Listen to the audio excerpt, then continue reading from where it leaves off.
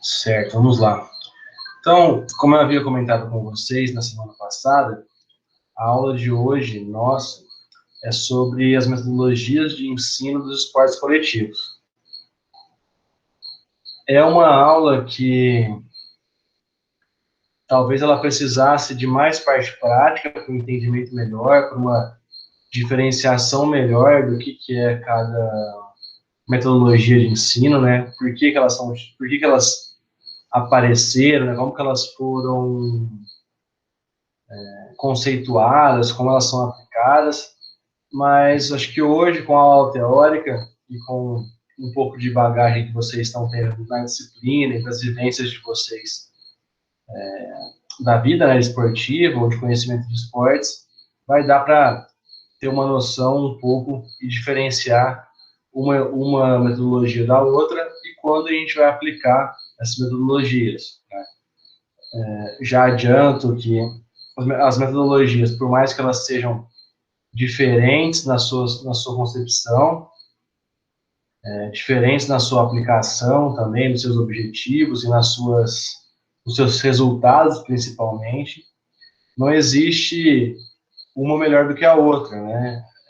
Elas se complementam e elas devem ser aplicadas de acordo com as exigências da idade, do desenvolvimento motor, do desenvolvimento atlético também dos atletas, e assim por diante, conforme vocês puderam ver na aula de coordenação motora, nessa última aula. Por falar em coordenação motora, eu recebi os vídeos, deixa eu lembrar aqui de quem? Da Thaís e da Mariane já. As duas estão aí. Eu já recebi, já vi, tá? Ficou bacana os vídeos, valeu pela experiência, né? Como eu falei, a coordenação, ela é aprendizagem motora também, né? Então, às vezes, a primeira experiência não é como a gente imagina, né? Vocês imaginaram o exercício no papel, mas na hora de executar é diferente, né? A sensação que a gente tem é diferente, o controle corporal é diferente, né? Então, é uma experiência bacana de ser feita, né?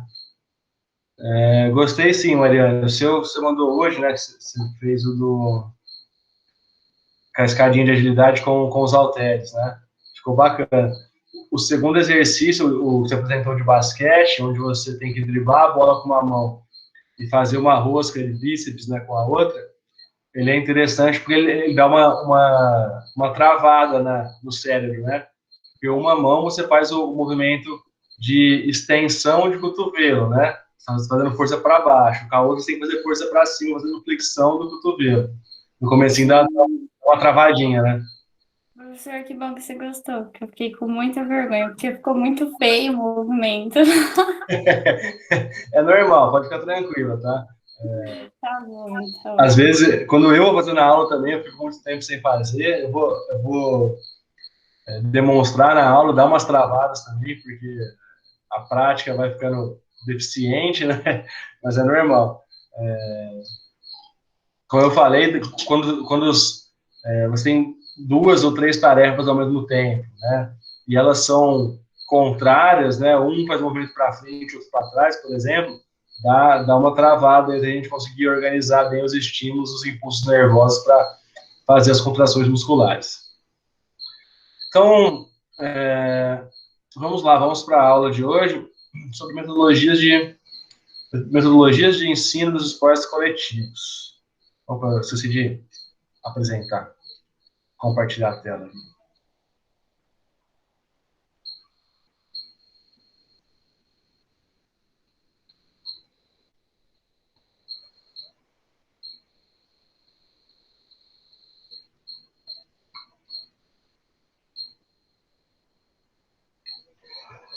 Vamos lá, então, hoje a aulinha de metodologia de ensino dos esportes coletivos, né? Mas aí a gente começa com uma pergunta. De onde que vêm essas metodologias de ensino, né? Como que elas foram criadas? Por que elas foram criadas? Por que existem várias linhas de pensamento, né? De ensino? Por que um ensino é melhor do que o outro? E assim por diante, né? Porque o ensino, ele é um processo a aprendizagem é um processo de ensino, né? Ao contrário. Então, os estudos da pedagogia, ela estuda como sistematizar a formação e a organização dos processos de ensino. Para quê? Para favorecer uma melhor aprendizagem, né? A pedagogia dos estudos, né? Os estudos acadêmicos, né? Da parte escolar, da parte de ensino superior e assim por diante, ela evoluiu, né, com o passar dos anos, porque fizeram estudos para investigar, formaram linhas de pensamento, utilizaram influências de outras áreas, como a psicologia, né, para entender como que se dá a aprendizagem e como a gente consegue, de uma melhor maneira, estimular esse aprendizado. Então, dessas linhas, surgiu também a pedagogia do esporte, que tem como objetivo de estudo e intervenção o processo de ensino, vivência e aprendizagem e treinamento de esportes, né? Então, os esportes, eles têm que ser ensinados, eles têm que ser aprendidos e têm que ser treinados. Então, começou-se a investigar melhor como esses processos se davam na prática, né? Como que uma maneira de ensinar pode representar um ganho ou uma perda em aprendizagem, e nessas linhas da pedagogia do esporte surgiram as metodologias de ensino, né? Então, essas metodologias, elas estão focadas no processo de ensino, aprendizagem e treinamento, que em muitos lugares vocês vão ver como processo de EAT, ensino, aprendizagem e treinamento, né? Então, passa por tudo isso, um método de ensino que a gente usa no esporte, que favorece a aprendizagem, tanto motora quanto cognitiva, e que tem que ser treinado para reforçar a aprendizagem e para favorecer a execução na hora do jogo. E isso é possível porque os esportes coletivos, né, eles formam um grupo de modalidades, né, que tem muitas coisas em comum, né? Tanto a parte tática em comum, quanto aqueles aspectos invariantes que eu já falei para vocês, aqueles 6 aspectos invariantes, a parte tática que é comum, a parte de fundamentos técnicos também tem algumas semelhanças, né? Por exemplo, os passes, que eu tenho em praticamente todos os esportes, que é o ato de passar a bola para um colega, a recepção ou o domínio desse objeto da bola, a finalização para o alvo, que pode ser um arremesso, ou pode ser um chute. Então, tudo isso é comum nos esportes. Então, com isso, eu tenho metodologias que eu posso utilizar em todos os esportes. Eu não tenho, por exemplo, uma metodologia específica para o futebol, uma metodologia específica para o handebol, uma metodologia específica para o voleibol, tá? Eu até posso ter métodos que se adequem melhor a cada esporte, mas eu tenho metodologias que são de esportes coletivos, tá? Então, para ter uma ideia da similaridade dos esportes coletivos, a gente tem essa constante aqui, que ela se adequa a todos os esportes coletivos, sendo de invasão ou não, que é uma sequência natural e constante no jogo. Então, se eu tenho a posse da bola, a posse do objeto em disputa no jogo, eu estou no ataque, né? Eu tenho a bola, por mais que eu não esteja em posse da bola, mas meu time está em posse da bola, eu sou atacante. Qualquer posição que eu esteja, a minha obrigação, a minha intenção é atacar o adversário. Para fazer isso, eu posso usar a tática individual, táticas de grupo ou táticas coletivas, né? Onde o objetivo dessas táticas que eu vou utilizar, ou minha equipe vai utilizar, é fazer o gol, marcar o ponto, né? Ou fazer a cesta e assim por diante. Ao mesmo tempo que quando eu estou sem a posse da bola, né, a equipe adversária tem a posse da bola, eu sou defensor, né? Por mais que a minha posição seja atacante, quando eu estou sem a posse da bola, a minha equipe está defendendo, então eu tenho que me comportar como um defensor. Então, às vezes, quando eu falar para vocês, o atacante, o defensor, não é a posição de atacante, não é a posição de zagueiro, por exemplo. É quem tem a posse da bola é atacante, quem não tem a posse de bola é defensor. Então, quem é defensor também vai usar as táticas individuais, grupais ou coletivas, no objetivo de evitar que o adversário faça o gol, ou evitar que faça sexto, ponto e assim por diante. Então, isso é comum, né, em todos os esportes. Até no vôlei, isso também é comum. Quando eu tenho a posse de bola, eu sou atacante. Quando eu não tenho a posse de bola, eu sou defensor. Então, aqui no Brasil, a gente demorou um pouco para introduzir essas metodologias e até hoje, por mais que já tenha mais de 30 anos, mais ou menos, que esses estudos começaram a surgir aqui no Brasil, a gente ainda está engatinhando nessa parte, né? Porque muitos dos técnicos que estão em atividade, os professores que estão em atividade, se formaram sem conhecer essas linhas de treinamento, de ensino. Então, continuam utilizando os métodos mais antigos, tá? Que não são totalmente errados, mas estão um pouco ultrapassados e precisam de novas atualizações para serem mais efetivos. E por que a gente está demorando tanto, né? A gente demorou tanto para introduzir esses novos métodos ou para estudar mais esses novos métodos? Primeiro, que a educação física nossa, ela era muito tecnicista. A gente vem de um período de militarismo, de esportivização da educação física escolar. Então, sempre foi muito voltada para a parte técnica, para o treinamento, para a obediência, para responsabilidade, né, para a disciplina, essa palavra que eu queria falar, nos esportes.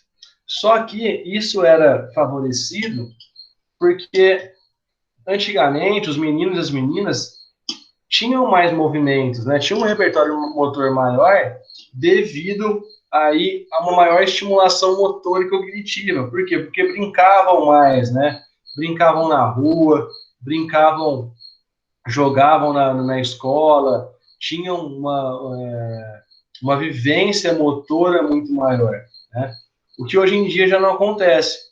Hoje em dia, as crianças, até os adolescentes, já não brincam mais, já não jogam mais na rua, né, por causa de violência, por causa de insegurança, nem nos condomínios aí não se brinca mais. As escolinhas esportivas, hoje em dia, a maioria são pagas, então restringe aí a quantidade de pessoas praticando. E a educação física escolar conseguiram acabar com ela, né? Não que antes estava bom, né, com a esportivização, mas hoje a gente não tem nem esporte, nem aula de educação física. Vocês aí, provavelmente, saíram do ensino médio faz pouco tempo e podem falar até melhor do que eu. Eu fiz estágio na educação física licenciatura em 2019 e pude ver de perto que a educação física escolar, pelo menos na escola onde eu estava fazendo estágio, nem os meninos jogam mais futsal, que antigamente, na minha época, tinha 4, 5 times de futsal na sala que jogavam, né? Hoje em dia, fica 3 lá jogando, chutando a bola, um grupinho num canto conversando, as meninas para outro canto, as meninas não dançam mais, os meninos também não dançam, não jogam, e acaba não tendo essa estimulação, nem motora, nem cognitiva. Isso faz com que, quando eles cheguem no esporte, tenha aí uma diminuição do repertório motor e uma maior dificuldade. Então, só para contextualizar e não ficar muito perdido do que eu estou falando. Antigamente, as crianças brincavam mais, tinham maior repertório motor, maior repertório cognitivo também. Chegavam no esporte e só tinha aquele treinamento tradicional, aquilo supria, né, parecia correto, porque os meninos e meninas melhoravam aquele tipo de treinamento. Mas não era o treinamento que estava fazendo elas melhorarem, era o que elas faziam fora do treinamento. elas faziam na rua, que elas faziam na escola, que elas faziam nos finais de semana, tá? Isso que eu estou querendo dizer. Então, por quê? Porque quando há essa brincadeira, há essa liberdade, né, de tomar decisão, de criação, de inventar esportes, de adaptar brincadeiras de acordo com o nível de quem está brincando, né? Sempre tem aquela, o time tem duas vidas, ele é café com leite, o time que tá mais fraco o time que está mais forte joga com um a menos, e assim por diante. Isso tudo, ele é uma preparação para os esportes, que hoje a gente já não tem mais, né? Então, o treino tem que tentar suprir essa demanda, né? Porque durante as brincadeiras, ali tem vários estímulos, né? Tem pensamento, tem a aplicação de processo perceptivo, cognitivo, tomada de decisão, né? Enfrentamento de conflitos, né? Quem que nunca brigou por uma brincadeira na rua, na escola, que discordou do colega, né, do amigo? Isso é um conflito que a gente vai tendo que passar, vai tendo que amadurecer, vai tendo que enfrentar os problemas. Isso traz amadurecimento, né? Alguns causam traumas, não tem como a gente negar isso, né? Mas são processos aí de crescimento também. Então, tudo isso passa por processo de aprendizagem motora, né? Todos esses processos, as metodologias ou até as brincadeiras que a gente fazia, elas favorecem o processo de aprendizagem motora. A aprendizagem motora, ela é uma área de estudo que focaliza a compreensão do modo pelo qual o processo que auxilia os movimentos são desenvolvidos, bem como os fatores que facilitam ou inibem as mudanças relativamente permanentes na capacidade de execução das habilidades motoras. Essa outra definição do Schmidt, ela fala que a aprendizagem motora é um conjunto de processos internos associados com a prática ou experiência, conduzindo a um ganho relativamente permanente na capacidade de desempenho. Essa fica um pouco mais fácil de a gente entender, né? Para a gente ter aprendizagem motora, a gente aprender um movimento, tem que ter prática ou experiência, tem que praticar, né? Tem que repetir, tem que fazer várias vezes. E esse ganho, ele é relativamente permanente. O que eu aprendo, eu não esqueço, né? Então, se eu aprendi a andar de bicicleta, eu vou saber andar de bicicleta até quando eu tiver condições de fazer isso. Vai mudar o meu desempenho, né? Como se eu vou pedalar rápido ou não, se o meu equilíbrio ainda está, se os meus músculos estão conseguindo me manter equilibrado e assim por diante. No esporte é a mesma coisa, né? Se eu aprendo os movimentos, o repertório motor, eu aprendo a ter variações de tomada de decisão, eu não vou esquecer aquilo, né? É comum a gente ver jogadores que ficam aí um tempo lesionados, né? Passam aí 6 meses, até um ano sem jogar. Quando eles voltam a jogar, eles não desaprenderam o que eles tinham aprendido antes, né? Às vezes voltam até melhor, porque tiveram um tempo aí para se atualizar, para ter um controle mental um pouco melhor, né? Um exemplo disso é o Ronaldo Fenômeno, que teve várias lesões, ficou muito tempo parado, e quando voltou, sempre aí estava ainda acima da média. Michael Jordan também. Jordan também foi pro beisebol, né? Ficou acho que um ano no beisebol, 2 anos no beisebol, depois voltou pro basquete e foi mais 3 vezes campeão da NBA ainda, levando o time nas costas não, porque era um timaço, né? Mas sendo o principal aí do time. Então, só relembrando da última aula de coordenação motora, para ter aprendizagem, a gente tem os mecanismos, né? Os órgãos do sentido, os mecanismos perceptivo, decisão e efetor, e o sistema muscular.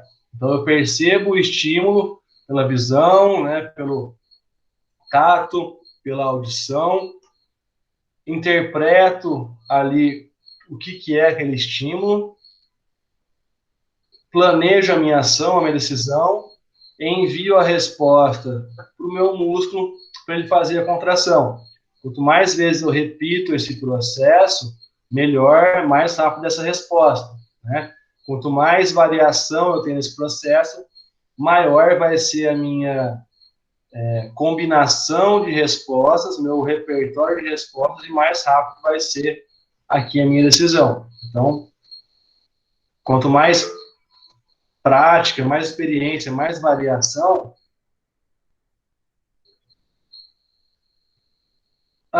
achei que era alguém entrando. Pode falar, João. Levantou a mão. O professor, Oi. tem um limite para reação, o ser humano? Ele tem um limite? Porque você O falou tempo de assim que... reação? Isso, porque você falou assim que cada vez mais fica mais fácil para entender todo o mecanismo e o processo, né? E a execução. Ele tem um limite para isso? Chega a um limite? Tem. Cada um tem um limite fisiológico, né? Mas, por exemplo, o tempo de reação, ele é treinável. Já viu nos esportes de corrida, né? Corrida de 100 metros, 200 metros, que tem aquela saída do bloco, né? Aquilo lá é um tempo de reação de um sinal sonoro. Eles ficam lá concentrados, tem um sinal sonoro. E mesmo entre os atletas muito treinados, alguns são mais rápidos do que os outros, né? Então, cada um tem um limite fisiológico ali de velocidade de reação. Ela é treinável, só que ela tem um componente genético muito grande também. Ela é treinável, mas não chega a ser, por exemplo, igual a força, que se você aumenta aí 3.000% a sua força. A velocidade de reação, não. E tem alguns estímulos que são mais rápidos do que os outros, né? Porque percorrem menores distâncias até chegar no cérebro. Então, o estímulo auditivo, ele é o mais rápido de ser percebido e de ser respondido. Depois o visual, depois o tátil. Porque eles demoram mais para chegar na região do cérebro onde ele vai ser decifrado e vai ser gerada a resposta. E temos também, né, a teoria do esquema do Schmidt, que ela, como eu falei na última aula, é um programa motor generalizado, onde os grupos de movimentos são agrupados em, por exemplo, caixinhas no cérebro, e eu não preciso reaprender quando há alguma variação. Eu só adapto aquele movimento, ponho mais uma ferramenta na minha caixinha e vou deixando a minha caixinha de ferramentas, de movimentos, com mais ferramentas e uma maior combinação entre elas também, né? Então, vou passar direto, porque a gente já falou na aula passada. Vamos entrar nos métodos de ensino agora.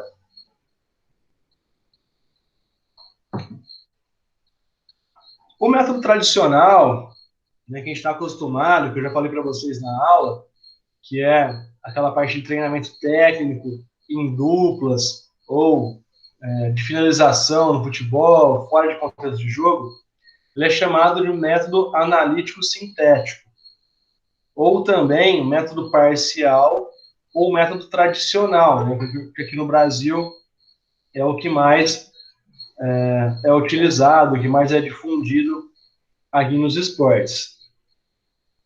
Porque, como eu falei, a gente vem dessa tradição tecnicista. E, fazendo a minha culpa, eu era também muito tecnicista. Eu achava que tinha que treinar o movimento, fundamento técnico, ser bom naquilo para você ser bom no jogo, né?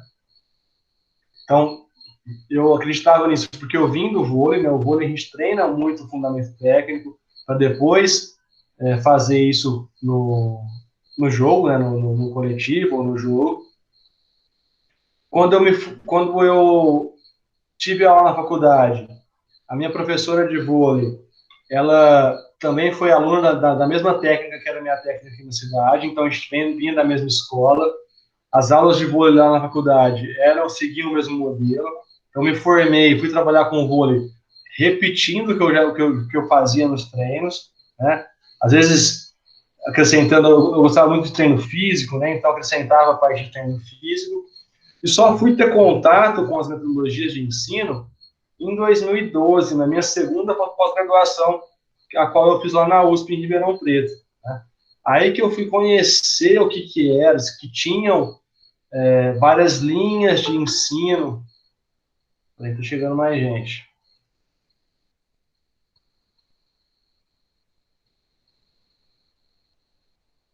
Então, que tinham aí outras maneiras de ensinar o esporte, né? Tem chegar mais outra pessoa. Vamos lá.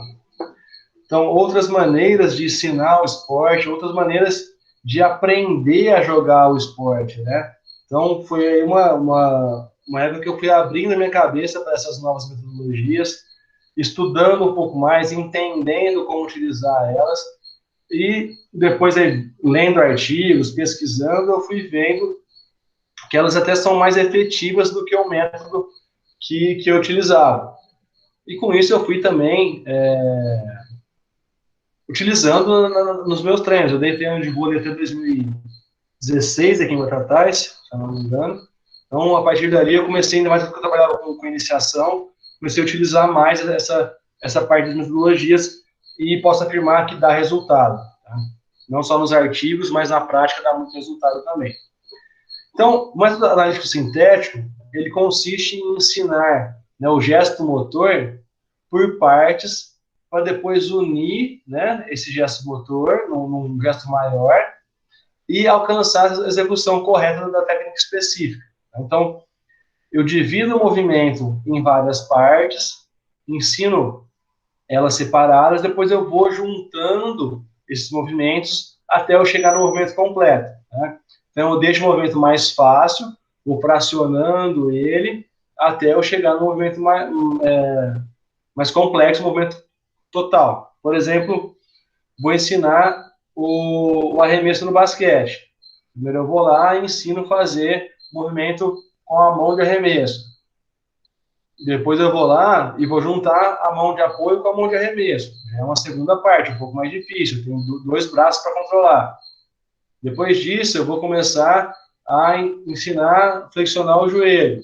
Depois, vai driblar, frear, né? Equilibrar o corpo e arremessar. Driblar, frear, saltar e arremessar. E assim por diante. Né? Eu vou deixando mais difícil progressivamente. No vôlei, eu vou ensinar a manchete, né? Só o braço da manchete. Depois eu vou ensinar a manchete com a extensão de joelho e quadril, que é o correto. Depois, movimentando para a direita, movimentando para a esquerda. Pondo perna direita na frente, pondo perna esquerda na frente, e assim por diante, tá? E vou criando exercícios para deixar isso mais difícil, né? Para ter um aprendizado melhor. Então, essa metodologia, ela prega isso, né? O ensino técnico, o refinamento do gesto motor, o aprendizado do gesto do fundamento técnico, a deixar aquele gesto bonito de se ver, de ser efetivo também, né? Não adianta só ser bonito, tem que ser efetivo, né? Para depois aplicar isso durante o jogo, tá? Então, ele tem algumas vantagens, esse método, né? Como eu ensino bastante técnica, a melhora técnica ela é muito rápida, né? Eu vou repetir isso várias vezes e o meu aprendizado vai ser rápido. Isso ilude muitos técnicos, né? Ah, chega lá criancinha de 10 anos na minha escolinha de vôlei, eu ensino ela a dar manchete, em um mês ela está dando manchete, toque perfeitinho, né? Só que aí chega na hora do jogo, ela não consegue correr atrás da bola e a bola cai do lado dela. A técnica tá boa, mas o jogo dela não tá bom ainda, então um pouco de ilusão. Eu tenho uma progressão estável no melhoramento físico, porque se localiza o esforço, né? Então, a repetição do gesto, ela é em alguns grupamentos musculares, então eu tenho uma progressão estável na parte física daqueles grupamentos musculares. A maioria das pessoas estão acostumadas a usá-la, né? Por mais que se apresente como uma vantagem, eu não vejo muito ser uma vantagem isso, né? Ela propicia a autoavaliação do aluno, o aluno consegue ver quando ele errou o gesto, tem aquele feedback lá da teoria do esquema do Schmidt, ele consegue se autocorrigir e, se ele tiver uma boa percepção, ele vai se autocorrigindo e melhorando, né? A motivação do conhecimento do progresso mantém os esforços do aluno na aprendizagem. Então eu tenho que ir formulando aí exercícios um pouco mais difíceis, né? E estimulando, desafiando o aluno para manter essa motivação.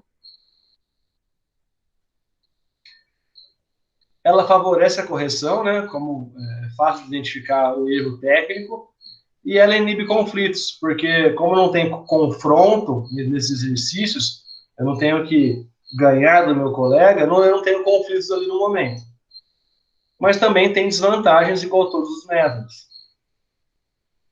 Ela não solicita uma participação ampla da coordenação motora, né, e do sistema circulatório e respiratório. A continuidade no padrão de movimento, ela perde-se parcialmente, pois é fragmentada, e principalmente porque perde a imprevisibilidade do jogo, né? Então, eu não tenho a mesma sequência que eu teria num jogo, numa situação real de jogo de treino.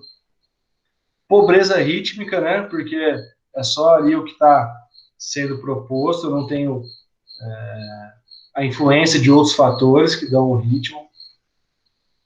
Não atende o desejo de jogar, né? Separa a técnica da tática e desfavorece a tomada de decisão. Acho que aqui ó, são as três piores desvantagens dessa metodologia. Tá? Porque ela acaba sendo desmotivante, né? Porque geralmente esses exercícios são em filas, ou são em duplas, ou não tem muita variação, eu fico repetindo o mesmo exercício várias vezes, né? Quando tem uma fila muito grande, eu faço o movimento, depois de 1 minuto, eu vou tocar na bola de novo para fazer outro movimento, né?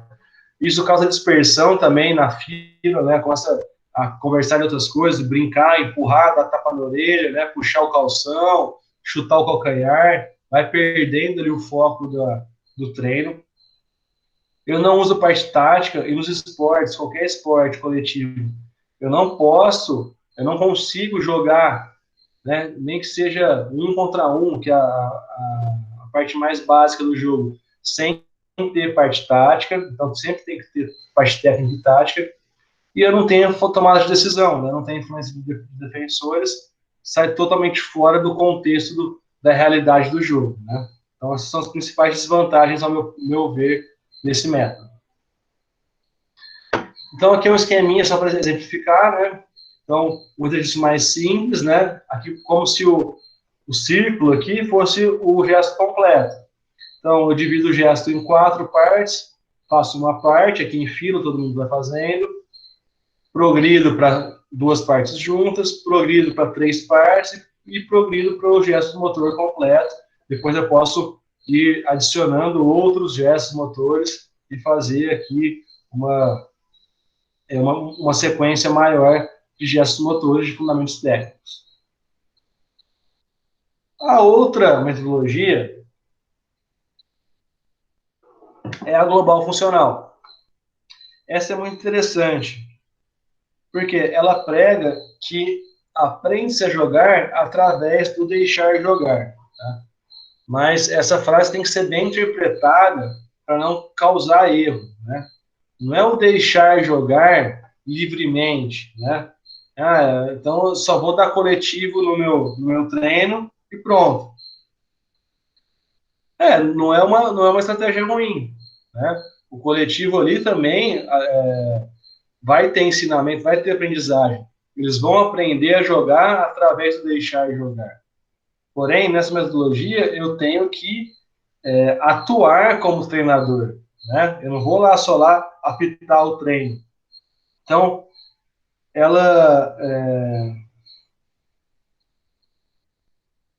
essa metodologia, ela supõe que a formação do jogador ela é baseada na aprendizagem técnico-tática, considerando essa necessária para responder situações concretas do jogo, que é o ponto de partida, é a equipe. Ela trata aí de perceber os estímulos não como uma parte, mas como um conjunto organizado. Então, o jogo ele é uma unidade completa. Eu não vou fragmentar o jogo em várias partes. Isso é fundamento técnico, isso é parte tática, isso é defesa por zona e assim por diante. O jogo ele é um conjunto completo de estímulos. E como eu tenho jogo, eu tenho parte tática e parte técnica, ela desenvolve a inteligência tática, mas junto também com o componente da técnica. Tá? Então, essa metodologia, como eu falei, não é simplesmente deixar jogar, né? Deixar livremente jogar. Ela está estruturada em pequenos jogos, em brincadeiras, em jogos pré-desportivos, né? Onde tenha sempre esse confronto, né? De duas equipes, onde vai ter situações, problemas para serem resolvidas, vai ter ali decisão para ser tomada, vai ter trabalho tático em equipe, vai ter tomada de decisão tática individual e assim por diante, tá? Mas sendo mais simples do que o jogo formal, do que o esporte completo, né? Então, pequenos jogos, brincadeiras e jogos pré-desportivos. Tá? Por que brincadeiras? Pessoal, toda brincadeira que tem confronto e tem um objeto em disputa, ela tem parte tática e parte técnica. Qualquer brincadeira, pode pensar qualquer brincadeira, ela vai ter parte tática e parte técnica. Então, eu aprendo isso brincando, que é a parte que eu fiz a introdução da aula. Antigamente, as crianças, os jovens brincavam mais, né? Tinham mais vivência motora, mais vivência cognitiva. Isso é aprendizado esportivo, né? Uma brincadeira que é uma das mais táticas que existem é o pique-bandeira, né? O rouba-bandeira. Você tem o objeto em disputa, você tem que ir lá buscar a sua bola, né? O seu objeto no fundo do campo do adversário. Só que ao mesmo tempo que a sua equipe está atacando, ela está defendendo também. Então, é uma vivência tática, né, muito grande, uma grande quantidade de estímulos táticos. Minha equipe ou eu, observando, eu tenho que decidir se eu vou atacar, se eu vou ficar para defender. Né? Se eu vou atacar, como que eu vou atacar? Eu vou sair em 2, 3 colegas para tentar enganar a equipe adversária, né? Porque se eles me relarem, eu fico parado, a equipe fica com um a menos. Né? Se eu cheguei lá, eu peguei a bola, como que eu vou voltar para o meu campo? E assim por diante. Então, todos os jogos, todas as brincadeiras, têm essa parte tática, e dependendo da brincadeira, também tem a parte técnica também. Você tem que fazer passe, você tem que finalizar, você tem que arremessar, e assim por diante. Essa metodologia, ela tem que se mostrando mais consistente, né, nessa aprendizagem tática e técnica dos jogadores, tá? Ela é muito rica, pois o domínio dos princípios gerais de um jogo esportivo coletivo facilita a prática de outras modalidades. Como eu falei, quando você entende os conceitos básicos táticos, né, os princípios táticos básicos de como que eu vou atacar, como que eu vou defender, né, superioridade numérica, inferioridade numérica, a parte dos princípios funcionais, como que eu vou desequilibrar a defesa do meu adversário, eu consigo transferir isso para os jogos, né, ou de uma modalidade para outra também. Então, eu tenho uma transferência positiva na aprendizagem. Nessa metodologia, o jogador ele percorre um processo no qual ele passa de um estilo de jogo intuitivo para um estilo de jogo intencional ou racional, e, consequentemente, organizado. Ou seja, não joga por simples ação e reação, ele deve jogar com intenção. Então, ele passa de tá brincando, tá jogando, sem entender muito o que está sendo feito, e passa a entender melhor como funciona a estrutura do jogo, né? E passa a agir de modo intencional, né? Sabendo o que tem que ser feito, né? Combinando com a sua equipe o que tem que ser feito. Só que, como eu falei, a gente tem que ser atuante nessa metodologia. Não adianta só eu propor algumas brincadeiras, alguns jogos, e rolar a bola e deixar o negócio rolar solto lá. Cabe ao treinador, ao professor, ensinar o que está sendo feito, questionar a tomada de decisão, perguntar por que foi feito aquilo, mostrar a parte tática, mostrar as melhores ações, né? Por quê? Porque é um processo de aprendizado. Se você não mostrar o que é o correto, qualquer coisa serve, né? Qualquer coisa vai estar correta. Então, o professor tem que atuar ali, né? Mostrando o que é correto, quais são as melhores decisões a tomar, questionando, fazendo o aluno pensar por que ele tomou aquela decisão, por que ele não tomou a outra decisão, e isso vai melhorando o repertório cognitivo e vai tendo maior variedade de decisões e um acesso mais rápido a essas decisões. Então, essa metodologia, ela parte do princípio de jogos até chegar ao jogo formal. Então, eu vou aumentando a dificuldade dos jogos até eu conseguir chegar no jogo que eu quero. Então, eu vou propondo jogos mais simples, com regras mais simples, com objetivos mais simples. Vou aumentando a dificuldade a partir do momento que essas regras vão sendo aprendidas, que a parte tática vai sendo melhorada, que o repertório motor vai sendo melhorado, até eu chegar num jogo formal. Por exemplo, o handball, que eu costumo fazer bastante na aula com os alunos. O handball é um jogo coletivo, jogado com as mãos, com a bola, que eu tenho que conduzir essa bola até o campo do adversário e criar condições aí de finalizar no alvo. Enquanto eu estou atacando, quando eu estou defendendo, eu tenho que impedir a progressão do meu adversário no meu campo. Então, uma maneira simples de fazer um jogo, eu posso dividir em duas equipes, onde que o objetivo é passar pela linha de fundo do adversário, sem que o atacante possa driblar a bola no chão, só fazendo passes, né? E sem que o defensor possa segurar o atacante, então você vai ter que interceptar esse passe no ar.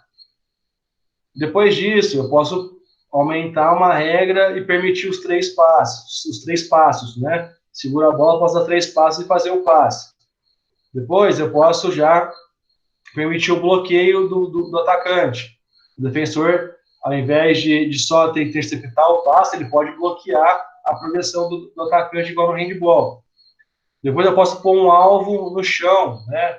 Sem goleiro, um cone, uma cadeira e assim por diante, né? Até chegar, ou eu posso deixar ali, fazer um círculo de disquinhos no chão e deixar o alvo no meio. Então, ali naquele círculo, ninguém entra, nem ataque, nem defesa. Assim como é a área do jogo no handball. E depois eu chego no jogo do handball formal, tá? É um exemplo de progressão de jogos até chegar no jogo formal.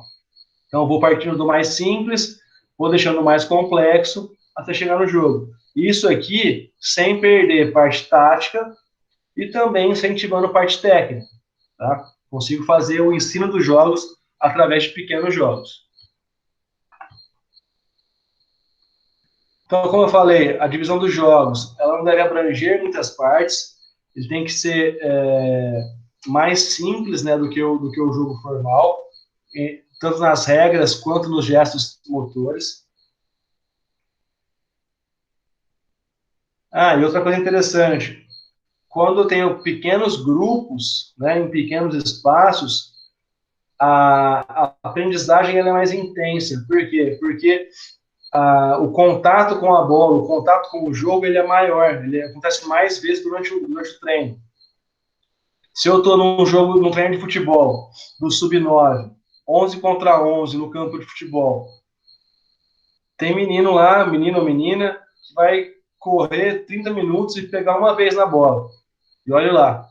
Então, ele ficou 30 minutos correndo, para frente para trás, para frente para trás.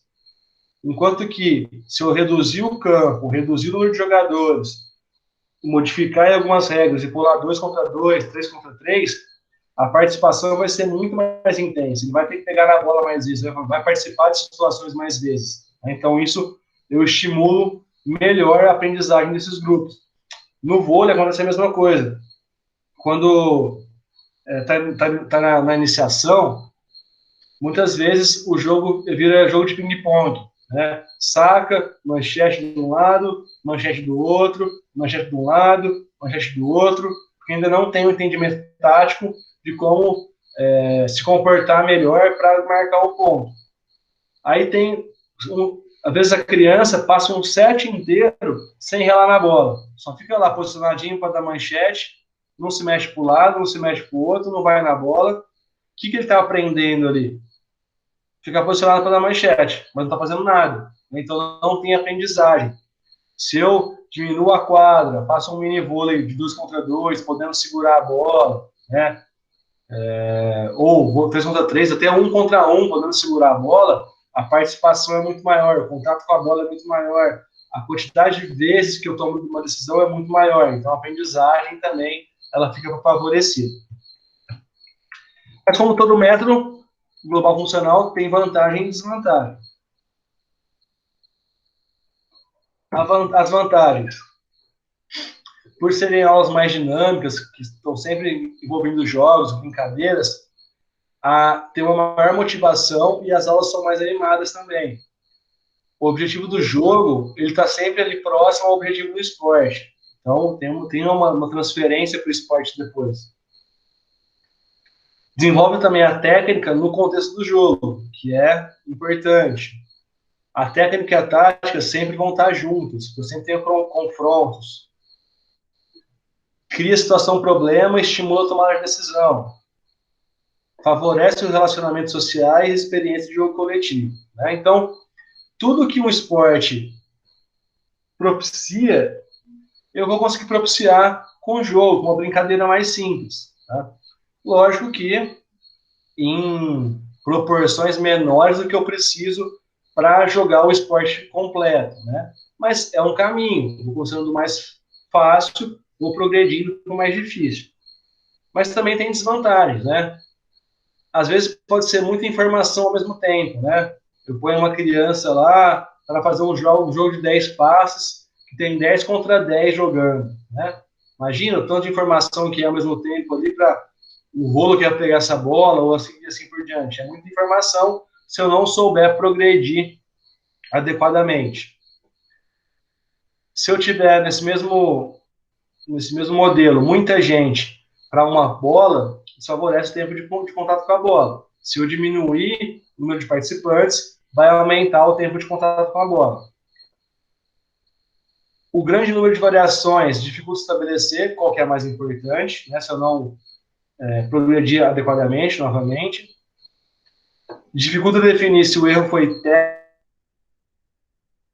técnico ou foi tático. Isso, como não tem muita cobrança, né, de técnica e tática, não tem posição definida, não tem função definida, às vezes fica difícil para definir se aquele erro que ocasionou o ponto do adversário ou fez perder o ponto, ele foi técnico ou foi tático.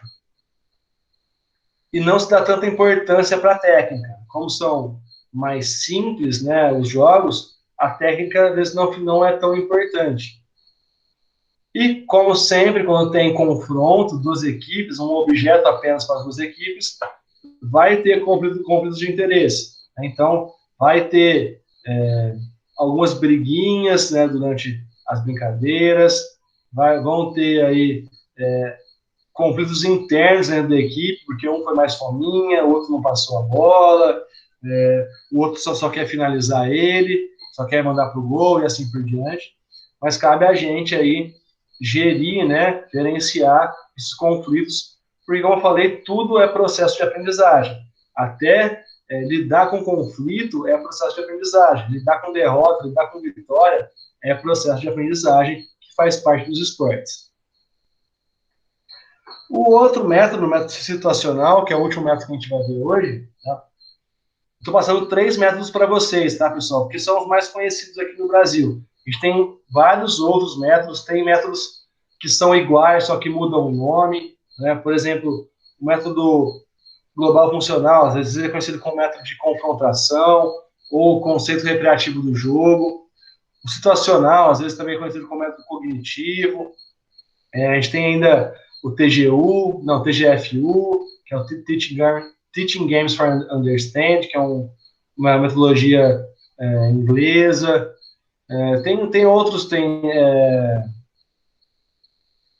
princípio dos jogos, tem várias outras metodologias de ensino.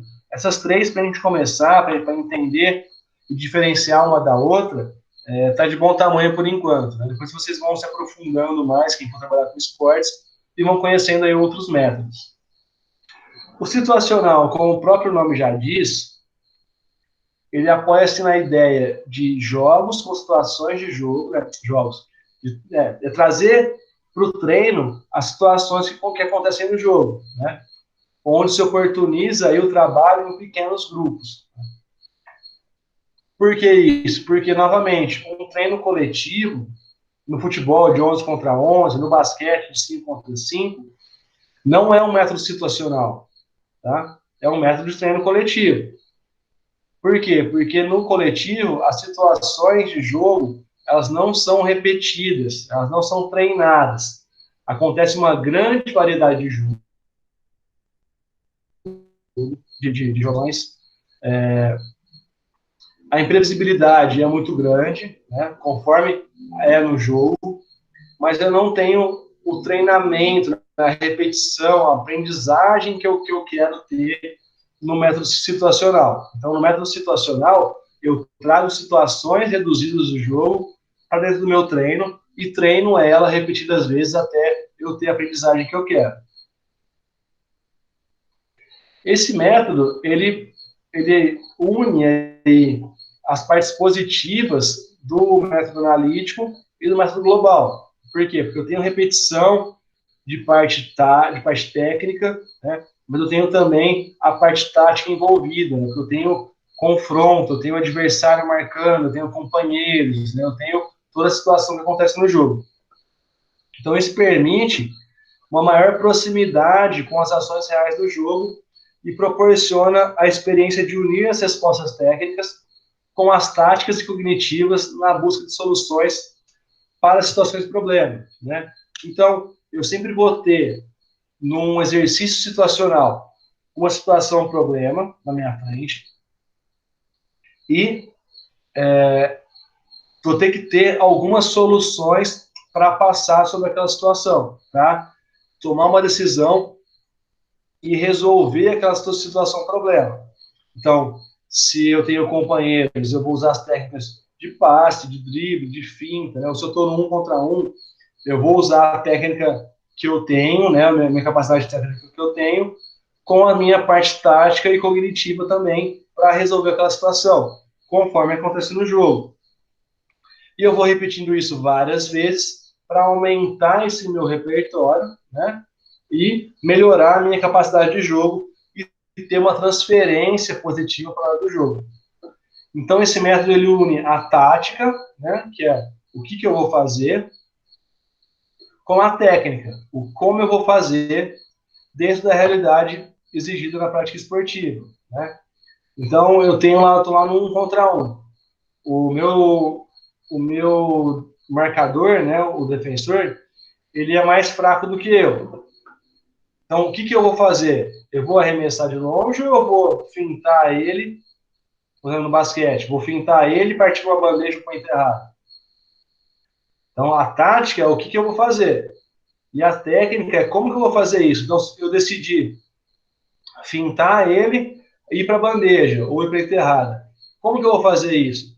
Que tipo de finta eu vou usar? Que tipo de drible eu vou usar? Qual bandeja eu vou usar? Com qual mão que eu vou finalizar? Né? Então, sempre a tática ali aliada com a técnica. E se ele vier, se ele conseguir me acompanhar e vier para dar o toco, que técnica eu vou usar para sair desse bloqueio dele? Né? Então, está sempre ali aliado a tática com a técnica.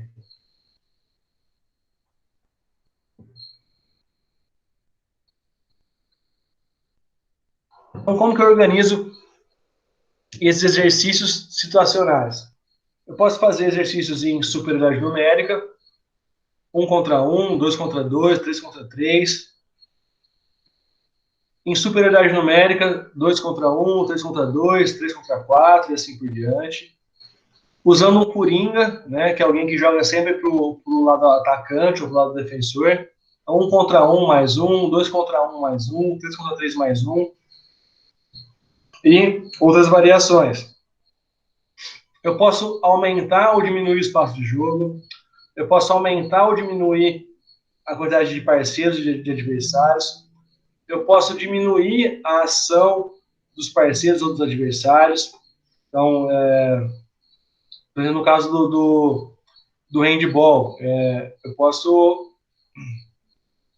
excluir o arremesso de ponta, né? Então, aqui para atacante, os meus parceiros não vão poder arremessar de ponta, então só vai poder arremessar de frente da área, ou os armadores ou o pivô arremessando, né? Eu posso, por exemplo, no handball mesmo, né? Os defensores não vão poder segurar o adversário, podem fazer o bloqueio impedindo a passagem, né? É uma diminuição da ação dos parceiros do adversário.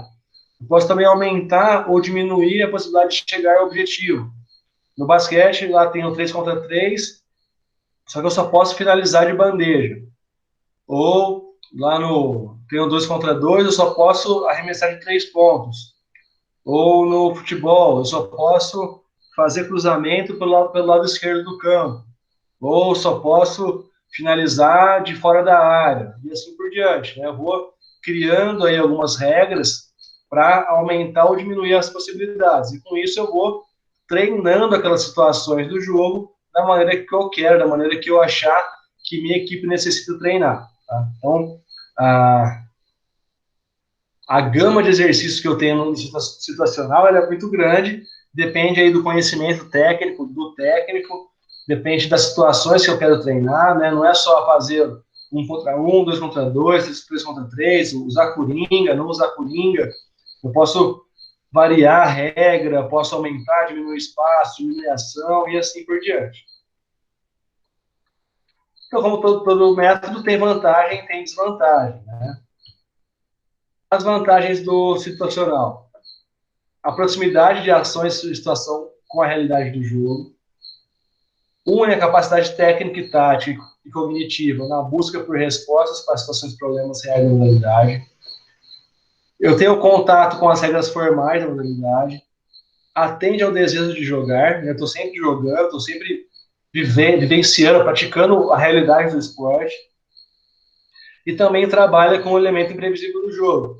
Por mais que seja uma situação que eu queira treinar, tem sempre um adversário que é imprevisível, tem sempre alguma coisa que acontece que é imprevisível. Então, isso acontece no jogo, isso também é treinado no treino.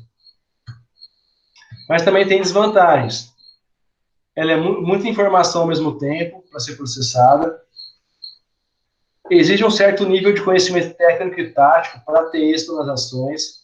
Então, em equipes que são mais iniciantes ou equipes de base não tão avançadas, às vezes o tipo de exercício que eu vou propor, se for muito elaborado, né, muito complexo, às vezes não vai dar certo. Às vezes eu proponho um exercício lá que é lindo de se ver, que eu vi no YouTube e a equipe do Barcelona estava fazendo lá perfeitamente, mas eu vou fazer no meu time sub-13 e não vai virar nada. Porque a compreensão, o nível de conhecimento é totalmente diferente. Então, devido a essa complexibilidade, né, das ações, da realidade do jogo, ela se torna excludente, né? Porque se o atleta não for capaz de executar os exercícios, ele não consegue progredir ali, né? Então, é uma metodologia que é utilizada quando se está um pouco mais avançado já no desenvolvimento dos esportes. Desfavorece a correção técnica, né, porque não tem tempo para ficar corrigindo a técnica, é mais a técnica ali na hora do jogo. Então, é isso, né? Por mais que ela tenha vantagens, ela também tem algumas desvantagens. Porém, dos métodos de ensino dos esportes coletivos, é a metodologia que tem maior transferência para a realidade do jogo. Então, se eu estou numa equipe competitiva, eu tenho que treinar situações de jogo para que meu atleta faça isso no jogo, né? Eu só faço no jogo o que eu faço no treino. No jogo, eu não tenho lá um exercício em dupla para ficar tocando bola, domina com o pé, passa com o outro, domina no peito, passa de chapa, né? Eu vou dominar a bola no peito, vai ter um marcador vindo me marcar, um colega passando, outro marcador chegando por trás, o que eu vou fazer ali, né? Então, eu tenho que pensar rápido, tenho que ter esse domínio motor para resolver a situação problema. Para ter uma ideia de como a gente toma decisão a todo momento no jogo. Né? Uma situação simples, ó. O jogador de futebol, ele está com a posse da bola. Então, qual que é o objetivo do futebol? Marcar o gol, né? Então, ele pega a bola e ele pensa, eu posso marcar o gol? Se não, eu vou passar aqui para o outro de baixo. Se sim, se ele está próximo do gol, ele pode marcar, qual técnica de chute que ele vai utilizar? Com qual intensidade ele vai chutar a bola? Vai chutar forte, vai chutar fraco, vai chutar colocado, vai dar uma cavadinha, né? Como que ele vai resolver essa situação? Mas aí ele não pode chutar para o gol. Ele pode passar para alguém que possa chutar para o gol? Se sim, para quem que ele vai tocar essa bola? Como que ele vai tocar? De calcanhar? De trivela? De parte interna do pé? Ele vai passar para o pé do companheiro, para a cabeça, né, numa bola alta, ou vai jogar a bola no espaço vazio para o companheiro chegar até essa bola. Mas mesmo assim, ele não pode passar para ninguém. Ele pode correr com a bola para frente? Se ele pode correr, como e para onde ele vai correr? Posso fintar o adversário? Qual técnica de finta ele vai utilizar? Se não pode também correr para frente, ele pode passar a bola para trás? Então, se ele pode passar para trás, para quem? Qual técnica? Passar na cabeça ou no pé do meu companheiro? Se não, não pode fazer isso. Posso chutar a bola para longe do meu gol? Né? Se sim, para onde é o local mais seguro para chutar a bola? Né? Chutar a bola para lateral, chutar a bola para frente, chutar a bola para escanteio. Né? Então, uma simples situação de pegar a bola, de ter a posse da bola, eu tenho que resolver várias situações, tenho várias perguntas para ter respostas. E isso em fração de segundo. Né? Se eu demorar muito com a bola no pé, o adversário chega e rouba a bola de mim. Chegou mais alguém na aula aqui. Então, aqui é um exemplo no futebol. Né? Então, nos outros esportes é a mesma coisa. Peguei a bola no basquete, o que eu vou fazer com essa bola? Eu posso driblar? Vou pegar essa bola e arremessar? Eu estou longe da cesta, perto da cesta. Tem um companheiro meu que está em melhor condição. Né? Tem alguém marcando, então não tem alguém marcando. O que eu faço com essa bola? Então, a todo momento no esporte é isso. Então, a gente não consegue desvencilhar a tática da técnica. Então, essa história de ser só treinar fundamento técnico e depois levar isso para o jogo, para o coletivo, fica uma lacuna muito grande, né, entre a técnica aqui de um lado e o jogo aqui do outro. Né? Não tem uma transferência muito grande de um para o outro. Né? Então, eu tenho que treinar essa técnica no contexto do jogo, né, para chegar na hora do jogo eu conseguir fazer aquilo que eu treinei. Né? Então, mais eu tenho que saber a técnica, tenho que saber a tática e aplicar isso no contexto do jogo. Entenderam essa parte, pessoal, de metodologias? Porque agora tem uma segunda parte. Tem uma segunda parte que vai ajudar vocês na parte de formular a aula de vocês lá no final do semestre. Então, mas se não tiverem nenhuma dúvida de metodologias, a gente já passa para a segunda parte, que ela é mais rapidinho. Bora para a segunda. Bora? Então, vamos lá.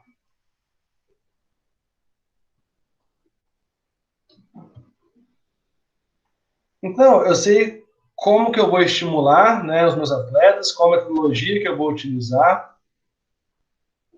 Mas aí eu também não posso esquecer que eu tenho capacidades motoras coordenativas para estimular meus atletas. Coordenação motora, agilidade, ritmo, equilíbrio. Eu tenho capacidades motoras condicionais também para estimular meus atletas, que vão fazer diferença na capacidade de jogo dele. Força, resistência, velocidade. Então, como que eu vou organizar tudo isso nos meus treinamentos? Né? Eu só vou pensar na parte técnica, tática, fazer exercício situacional, vou fazer uma brincadeirinha de aquecimento e pronto, né? Mas o que eu tô estimulando nos meus atletas? Coordenação motora, Como que eu vou estimular a agilidade dele utilizando uma brincadeira? Como que eu vou estimular o equilíbrio no exercício situacional, por exemplo, né? Se eu der só jogo reduzido muito intenso, eu vou estar estimulando velocidade e resistência, mas como que eu vou estimular a força do meu atleta que vai melhorar a velocidade dele? Então, tudo isso eu preciso levar em consideração na hora que eu vou planejar os meus treinos, né? Eu não posso simplesmente chegar no treinamento e falar, hoje eu vou dar isso, hoje o treino é isso. Aí eu chego lá na quinta-feira, hoje o treino é isso. Aí na próxima terça, hoje o treino é isso. Não, eu tenho que ter um planejamento do meu treinamento. O que eu vou ensinar primeiro, o que eu vou treinar depois, onde eu quero chegar, qual que é o objetivo daquele semestre, quais são os jogos que são mais difíceis, minha equipe tem que estar melhor preparada. Tudo isso faz parte do planejamento do treinamento. Então, como que eu vou montar meu treino, né? Então, agora a pergunta para vocês. O que meu atleta precisa saber, precisa para ter êxito no esporte? Ele precisa de técnica, de conhecimento tático, de coordenação, de resistência, de precisão. Tudo isso, precisa de mais coisa. O que vocês acham?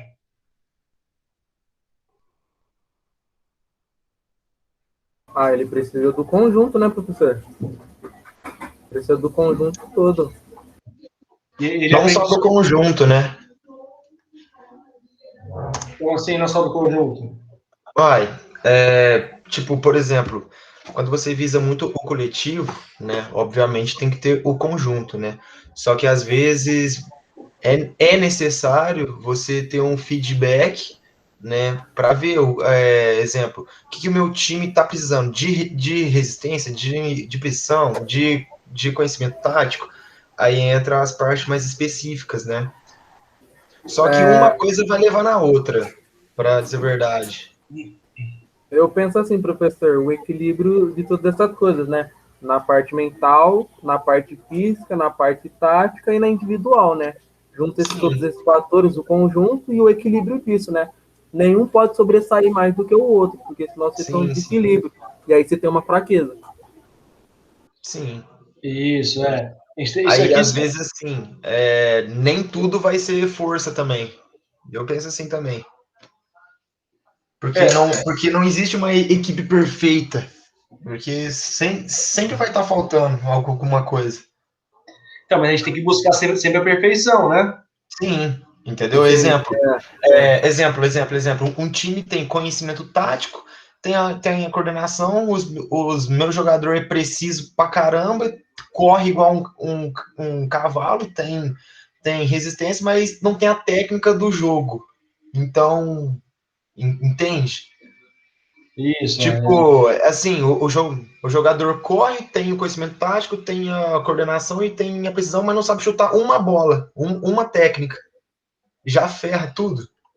Isso, é isso mesmo, pessoal. Isso daqui são alguns exemplos de tudo que os jogadores ou a equipe tem que saber, né? Que eles precisam para ter êxito no esporte. Então, tem que ter uma boa técnica, tem que ter conhecimento tático, tem que ter uma boa coordenação motora que vai influenciar na técnica, tem que ter resistência para aguentar a demanda do jogo, tem que ter precisão na sua técnica, tem que ter força, tem que ter equilíbrio emocional, tem que ter trabalho em equipe e assim por diante. É um conjunto de coisas. Né? Alguns sobressaem mais em alguns aspectos do que outros. A gente tem que buscar no nosso time um equilíbrio, né? Para que seja que tenha êxito no esporte, tem que ter um equilíbrio entre tudo. Porque se você for deficitário em algum desses daqui, vai fazer diferença, vai fazer falta. Só que o que eu queria falar é que tudo isso daqui são vocês que têm que passar para os seus atletas, né? Não é o atleta que vai ter que buscar sozinho, fazer um treino extra, né, para conseguir isso daqui. Então eu tenho que saber o que meu atleta precisa para ter êxito no esporte, para eu programar o treino, né, para eu planejar o treinamento. Uma coisa que o Léo falou no começo também é importante. Por mais que eu tenha um planejamento, eu tenho que entender como que está sendo o momento da minha equipe. Tá precisando treinar arremesso, tá ruim de arremesso. Então, só que no meu planejamento, a parte de arremesso já foi há um mês atrás, mas está precisando treinar agora. Então, eu vou adequar o planejamento para voltar a treinar arremesso. Então, o planejamento não é uma coisa fixa, assim, né? Uma coisa sólida. O planejamento ele pode ser maleável, ele pode ser adaptável de acordo com a necessidade da equipe. E agora, para vocês, o que eu preciso saber para ter êxito como técnico? O que vocês acham? Assim, o que eu preciso saber para ter êxito como técnico? O técnico ele tem que ser um bom comunicador, igual aquela palestra que a gente vê. Porque o técnico ele tem que ser uma pessoa que torna o ambiente mais fácil, já para começar. E não adianta, você não é técnico se você não conseguir saber se comunicar e passar a tua vivência para os seus atletas, porque o técnico ali, ele é a pessoa mais sábia ali do time, ele sabe o que está fazendo, entende? Ele sabe o que fala. Então, se você não saber transmitir o seu conhecimento, sua sabedoria, sua vivência para os atletas, você não consegue ser um bom técnico, você não consegue pegar bons resultados. Um bom exemplo, Léo. Alguém mais? Conhecimento, né? Conhecimento do quê? Bom, de como trabalhar, primeiramente, e de como propiciar para o seu atleta a melhora, né? Você saber enxergar aquele defeito e transformar em algo positivo. Às vezes um atleta ele acha que ele é para aquela posição, mas daí você, com todo o seu conhecimento, lapida esse atleta e leva ele para a posição que ele realmente deveria estar. Acho que é isso que a experiência, esse olhar técnico, né, de conhecer a modalidade. Sim, olhar clínico. Isso. Vou ver isso. E além disso, a gente tem que saber o básico, né? Regra, o objetivo do esporte, quais fundamentos técnicos tem aquele esporte, conhecimento tático sobre aquele esporte, né? Isso é o básico. O que vocês falaram está corretíssimo, né? Que é o plus, né? O a mais. Como o Léo lembrou da palestra do Elinho, a parte de comunicação é muito importante, criar um ambiente agradável, um ambiente que seja favorável ao desenvolvimento da equipe. O que o João falou, de ter esse olhar clínico, né, de conhecer o esporte, de passar a experiência, porque por mais que eu tenha ali uma seleção na minha mão, né, mas eu sou o técnico, eles estão esperando o meu comando. Né, por mais que eu tenha atleta lá fenomenal, né, tem o Michael Jordan no meu time, ele está esperando o meu comando técnico, né, a ordem, por assim dizer, não uma ordem militar, né, que tem que cumprir assim ali, de bater continência, mas é o comando técnico, como o técnico arma a equipe, qual é a jogada que ele armou, qual que é a instrução que ele está passando ali na hora. Então o técnico tem que ter esse posicionamento, sempre lembrando da palestra respeitosamente, né, tratando todo mundo com respeito, criando esse bom ambiente, sabendo também ouvir, sabendo receber críticas. Tudo isso faz parte do conhecimento do técnico para saber, para poder trabalhar com esportes. Agora, vamos para a parte da minha aula, do meu treino, né? Eu falei que tem que ter um planejamento, mas eu chego na unidade do treino, né? Que cada treino é uma parte do meu planejamento, né? Então, primeiro, para montar um treino, eu tenho que saber qual que vai ser o objetivo daquela minha aula dentro do meu planejamento. Como eu falei, eu não posso chegar a falar na terça-feira e falar, hoje eu vou dar um treino de finalização. Na quinta-feira eu vou dar um treino de posse de bola. Na terça-feira que vem eu vou dar um treino de defesa. Na quinta, vou dar um coletivo. Vocês já treinaram muito, vou dar só um coletivão. Né? Eu tenho que saber qual vai ser o objetivo ali do meu treino, montar a minha aula, né, de acordo com o objetivo que está planejado. Aí eu tenho que pensar para montar a minha aula. Então, por exemplo, fala para mim um objetivo de um treino aí, vocês, para a gente desenvolver. É. Agilidade. Pode ser. Ah, moleque, era. Qual que é? Eu não ouvi. Agilidade. Não, sem ser parte física, uma parte de jogo. A parte técnica. Sim, uma parte mais. Posse de bola? Não, Posse de bola, é um então. fundamento, sei. É um objetivo, mas ter a parte mais coletiva do meu time, fazer o time mais ter um senso mais coletivo. Ó, vamos lá, então. Ó.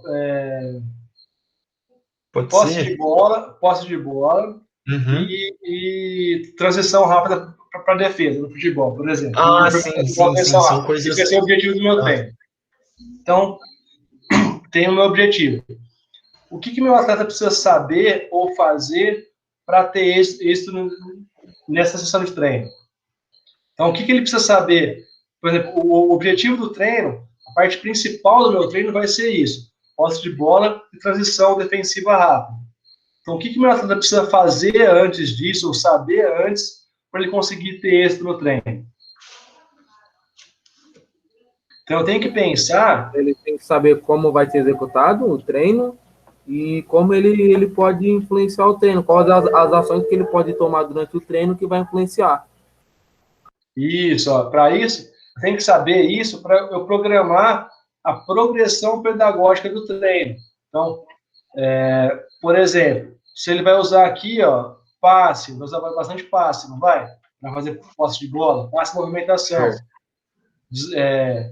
Se oferecer para o jogo desmarcado para ter linha de passe. Depois, transição rápida e voltar para a defesa. Então, ele vai ter que correr bastante, vai ter que fazer bastante passe, ter que se movimentar. Então, antes de chegar na parte principal do meu treino, eu tenho que ter uma progressão disso para que chegar na parte principal ele está preparado. Certo? Então, pensando nisso, qual metodologia que eu vou utilizar para chegar no meu objetivo? Qual o momento que eu vou utilizar cada metodologia? Então, aqui, voltando no exemplo, eu posso utilizar a parte analítica, né, tradicional, para fazer um aquecimento de passe, né, para fazer um passe com movimentação. Ou eu posso utilizar o global funcional para fazer uma brincadeira aqui que tenha passe e tenha movimentação. Um pega-pega com bola, alguma coisa assim. Depois, como que vai ser a minha posse de bola? Quantos jogadores vão ter? São 5 jogadores contra 5. Mas começar 5 contra 5, às vezes, é muito grande. Tem um salto muito grande do aquecimento para o 5 contra 5. Então, eu vou progredir 2 contra 2, 3 contra 3, 3 contra 3 com Coringa, né? Até chegar no 5 contra 5, por exemplo. Então, eu vou tendo... 0 contra 0. Eu vou tendo uma progressão... Não, é sério, tem um negócio assim no basquete que é 0 contra 0, chama. 0 contra 0? 0 contra 0. Pera aí. Eu nunca vi isso, não. É um conceito, é assim, treina transição, só que assim, é um time no meio, um time da defesa e um time na outra defesa. Aí exemplo, o time que tá com a bola fez, tipo que fez a cesta. Aí esse trio de novo já vai atacando. Se ele fizer a cesta, ele vai atacando. Aí o time tem que defender. Aí o time que conseguir defender, aí ele sai para atacar. Entendi. Acho que tem esse nome assim porque o treino não para, sabe? Só vai. Entendi, Léo. Entendeu? Então, pessoal, uma sessão de treino, ela também não é tão simples de ser montada. Então, para ser uma boa sessão de treino, né? Eu posso fazer uma sessão da maneira que eu quiser, às vezes ela não vai ser tão boa.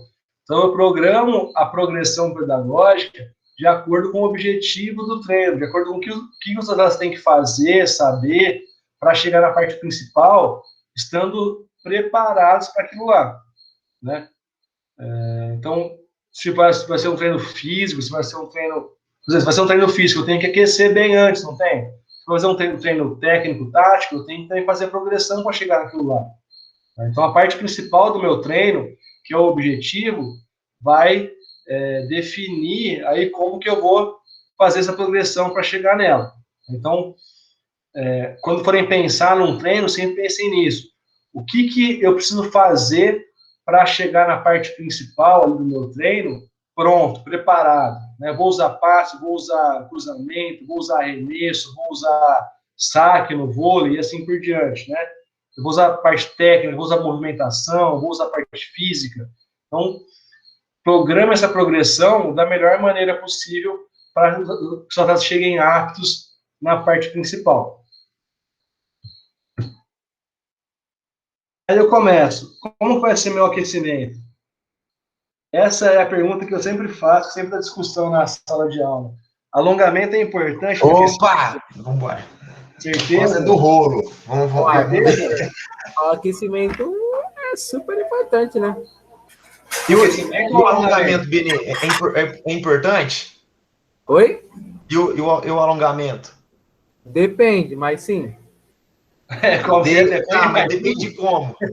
Depende, por exemplo, professor, eu acredito que tem atividade que o alongamento ele não vai gerar produtividade. Tipo, ele não vai ser importante. Mas tem atividade que sim, que aí já exige mais e aí você precisa da flexibilidade. Okay. Mas tem exercício que não.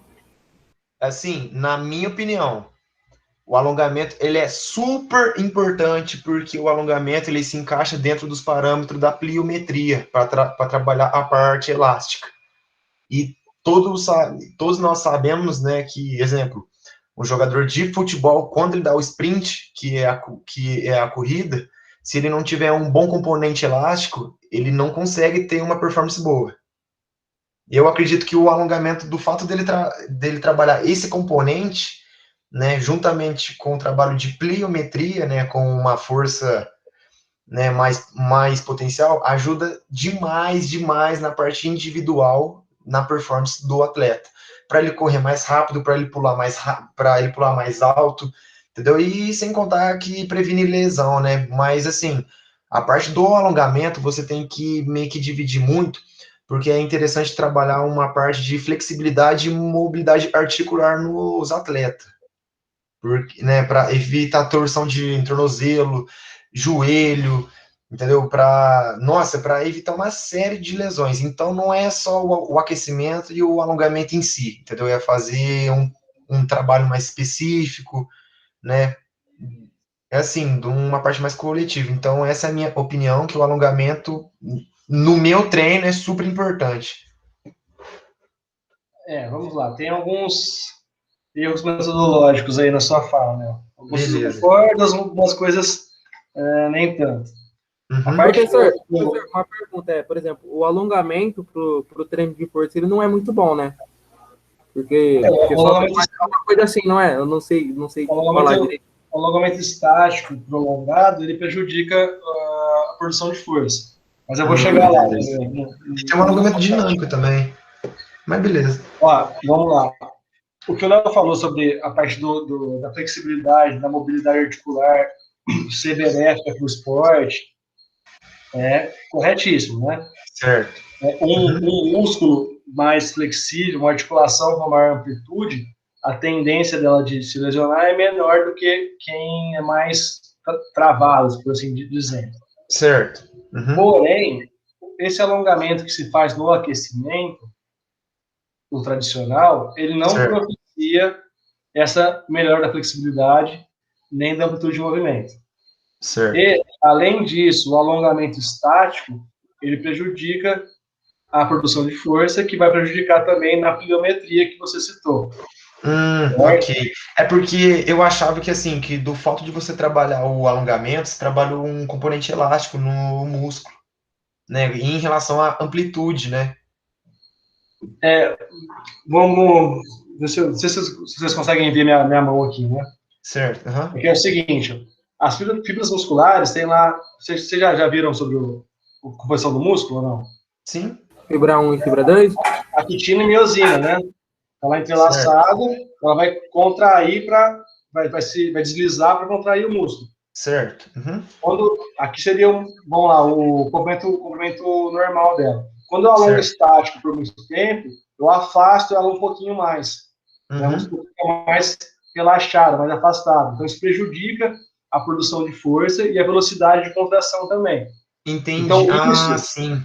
Isso, tipo, se eu alongar antes, alongar estático por mais tempo antes do treino pode prejudicar o meu rendimento no treino. Certo. Então, e o alongamento, ele pode ou não fazer parte do aquecimento. Então, não é obrigatório alongar toda vez que eu for aquecer. Uhum. Tá? Porque o aquecimento é a preparação do corpo para a atividade. Né? Então, eu vou ter que elevar a temperatura corporal, aumentar o fluxo sanguíneo, elevar a frequência cardíaca, mandar sangue para a musculatura que vai ser utilizada, né? Ativar meu metabolismo aeróbico, as enzimas que participam de febre, e assim por diante. E assim por diante. Certo. E eu posso fazer os movimentos que eu vou utilizar no esporte já trabalhando no esporte. Né? Eu posso fazer um aquecimento já trabalhando no fundamento técnico. Por quê? Eu vou começando devagar, eu vou aumentando a velocidade e vou estar aquecendo específico o que eu vou fazer. Aquele alongamento ali antes do esporte não é específico para nenhum movimento. Certo? Entendi. E um alongamento dinâmico? Trabalhar a flexibilidade. Nenhum alongamento nem dinâmico? O dinâmico é interessante também, pode ser interessante fazer no aquecimento, mas também não é uma regra. Eu preciso alongar dinamicamente toda vez que eu vou aquecer. Tá? Ah, sim. Para eu ganhar flexibilidade, amplitude de movimento, eu faço sessões separadas de alongamento. Tá? Aí eu gasto lá meia hora, 40 minutos, só alongando, só ganhando flexibilidade, ganhando amplitude de movimento. Ô, professor. Mais pra frente vai ter uma aula que eu vou dar para vocês só sobre aquecimento. A gente vai poder discutir mais sobre isso também. Pode falar, Léo. A Ava mandou aqui no chat um negócio muito interessante que eu já vi muitos personagens e técnicos, né, já fazer. O alongamento depois do treino. Ele é interessante depois do treino para... por exemplo, em qualquer tipo de treino, a musculatura contrai várias vezes, né? Então, a gente termina o treino, a gente está mais contraído. Principalmente tem um treino de força, né? Então, o alongamento, ele vai causar esse relaxamento, vai propiciar que mais sangue entre ali no músculo e retire os metabólicos que ficou do treino. Então, ele pode ajudar numa recuperação e ajuda também naquele conforto depois do treino, aquele relaxamento depois do treino. Entendi. Mas assim, alongamento que eles falam na musculação, depois do treino, para romper mais fibra, para hipertrofia. Então, a parte de hipertrofia, né? É mais mito, é mais ciência de boteco do que. É sério? Porque eu já vi muitos professores falar que o seu aluno que está buscando hipertrofia, passar alongamento depois do treino, não gera tanta hipertrofia quanto ele não alongasse. Isso é mito? É mito. Não tem nem explicação fisiológica para isso. Certo. É mito. Olha, e isso porque tem vários cursos que fala, né? Que é nítido, que o professor fala, o alongamento né? Fala, né? Isso aí. Se fosse assim, era só alongar depois do treino que você ia aumentar a sua hipertrofia. Não tem. A microlesão, ela é só um dos componentes da hipertrofia, que podem gerar hipertrofia, né? Então, tem vários outros processos fisiológicos que acontecem na célula muscular que geram hipertrofia, não só o reparo ali muscular. E também o alongamento, para gerar essa microlesão, para aumentar essa microlesão, não faz sentido. Até porque, geralmente, a gente alonga para não sentir tanta dor, né? Se aumentasse a microlesão, aumentaria a dor, né? Então, não tem muito sentido. Nossa, então, vamos lá para a gente terminar essa parte aqui. Beleza. Sempre alongamento, sempre dá polêmica. Não, sempre dá Não, mas é polêmico isso. Isso é polêmico. Mas é bom essa parte. É legal. Eu gosto de debater. Aí, na aula de aquecimento, a gente vai falar bastante sobre isso. Nossa. Então, aí, como eu falei lá, quais exercícios que eu vou selecionar na parte principal de acordo com o objetivo do treino? Eu posso dar coletiva, ou preciso dar treino coletivo todo dia? Né? Depende. Não. Pode ser um bobinho. Mais passa um bobinho, né? Mais rápido ali, curtinho, já resolve tudo. Depende. É porque assim, o João Benedito ele tem uma visão do fute, eu tenho uma visão do basquete. Então, às vezes, os conceitos mudam. Saco reduzido na molecadinha, filho. Já era. Esse aqui é um outro também que não que dá muita polêmica, mas que eu acho que às vezes não é tão aplicável na prática. É, tem muita gente que não aplica isso aí, não, Como que eu professor. faço voltar calmo? Para que voltar calmo, às vezes? Né? É, falar, vai, tá, já vai andando, e você vai voltando a calma. Você dá treino lá para a molecada, eu faço uma volta calma para relaxar, para eles relaxarem e tal depois do treino, aí sai todo mundo de bicicleta, vai pra, correndo de bicicleta. Ou sai do treino e vai jogar bola na rua em outro lugar. Ou já vai para academia, às vezes. Ou para outra coisa. Então, para que você disse volta calma? Às vezes uma conversa, uma volta calma, né? Se eu quero conversar mais tempo, vou passar um alongamento e vou conversando, né? Ou às vezes não preciso também, acabou o treino, toma água, vai para cá, toma um banho, vai para casa e pronto. Mas todo plano de aula sempre pede uma volta calma tradicionalmente, né? Beleza. E o senhor vai exigir isso aí? Sim. Ô, louco, professor. Serão? Professor, acabou de falar que às vezes o moleque sai, né? Mas tem que saber fazer, né? Não, mas tem que saber fazer. Não, ok. Tá tranquilo. Então, pessoal, para a gente encerrar, tem alguns videozinhos curtinhos, tá? Hoje é curtinho mesmo, só para exemplificar alguns exercícios de cada metodologia, tá? Então, não manda intervalo hoje, não, vamos direto, a gente já acaba agora. Beleza? Deixa eu só ver qual que é aqui o vídeo para a gente começar.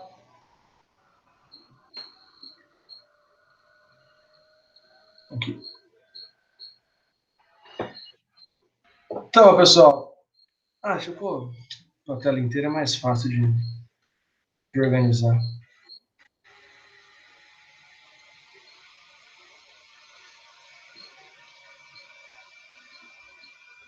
Ó, aqui um exercício. Vocês falam qual metodologia que é, não vou falar qual que é, não. Para o voleibol. Alguns exercícios, né?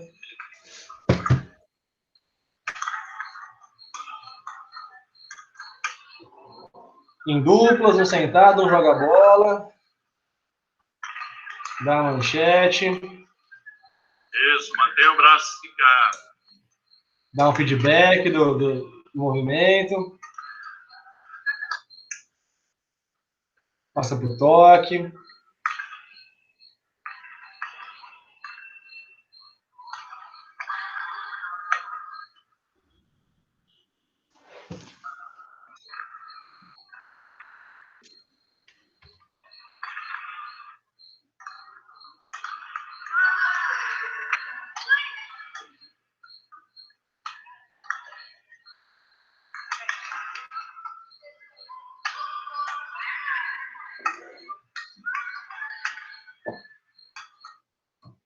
Que método que é esse?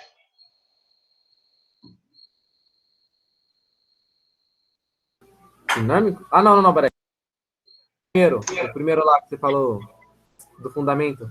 Eu esqueci, Lembra o nome aí, vai. Caçamba, velho. Ninguém anotou no caderninho aí? Alguma coisa Tá tão EAD que eu vou anotando no Word. funcional? Peraí, que eu vou lembrar. Mas com A. Ô, professor, você quebrou minha perna agora. Analítico sintético, João. Oh, meu Deus. O outro que é global funcional, eu tava pensando no global funcional, é analista sintético. Por isso que Nossa, viram? Só fundamento técnico. Então, mas não, por isso que eu falei, é o primeiro, mas o que ficou na minha mente, que ficou mais fácil para guardar, é o segundo. Se acertou, você é o primeiro, só não lembrava o nome, né?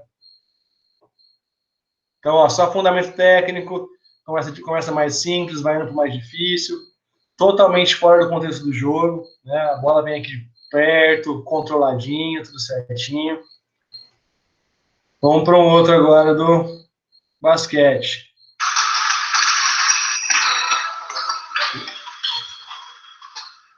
Existe de bandeja, né? Bandeja pela direita, bandeja pela esquerda. Conezinho marcando. Cone marcando os passos.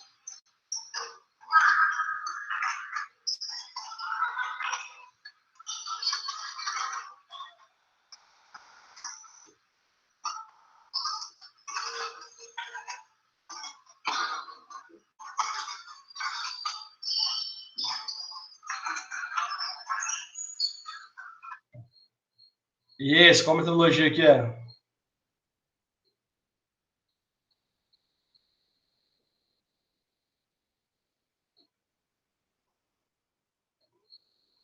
Pera aí que eu vou caçar aqui, porque eu anotei aqui. Peraí. Vamos lá.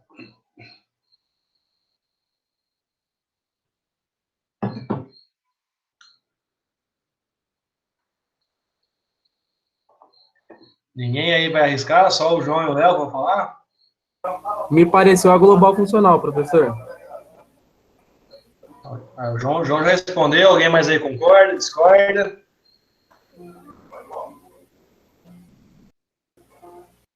Porque na outra ela coloca mais regra, né? É mais fechadinho, né? Essa me pareceu mais global funcional mesmo. Por causa da atenção, né? Tem muita coisa para coordenar. Ó, esse também do basquete também é analítico sintético. Só porque é um fundamento? Só está trabalhando fundamento técnico. Não tem mais nada além disso para ele fazer. Certo, então só porque é um fundamento é analítico sintético. Isso, Aí, sempre...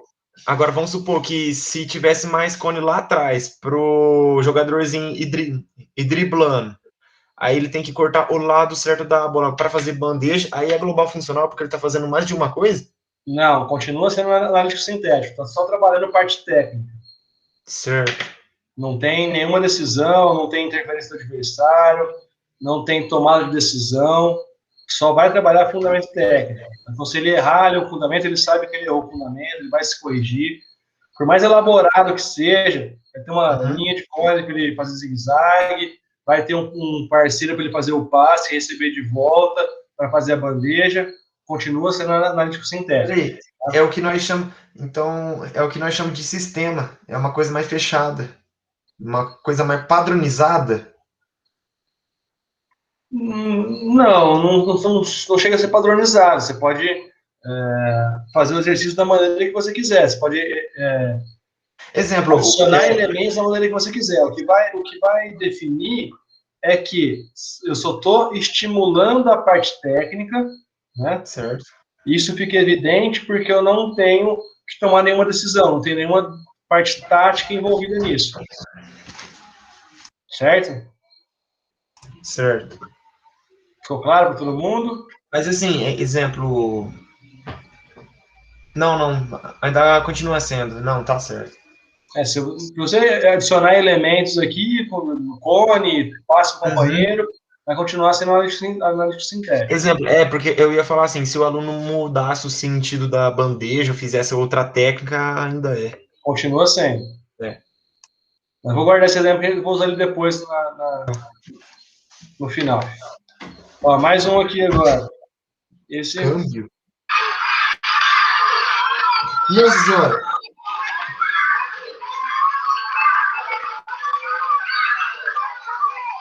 Que isso?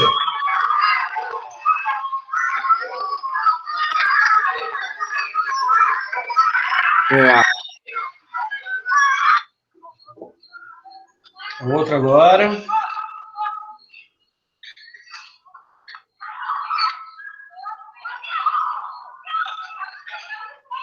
Vou na cabeça ali. Chamada queimada. A queimada, na realidade, é um jogo esportivo que e pode ser praticado por pessoas de todas as cidades. O material utilizado é uma bola macia de tamanho médio. Sua prática deve ser em local plano de forma retangular, sendo dividido em dois grupos iguais.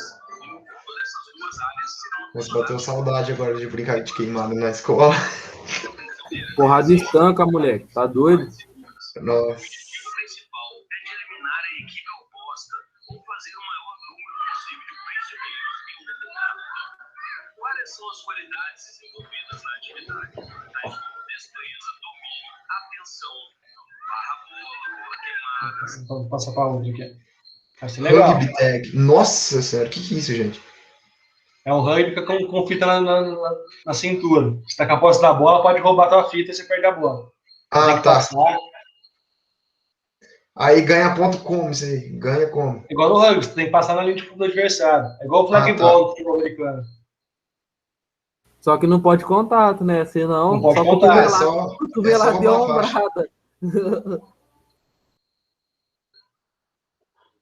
Olha lá, roubou a fita, tem que perder a posse de bola.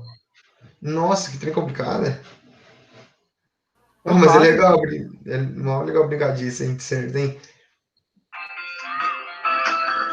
Kickball.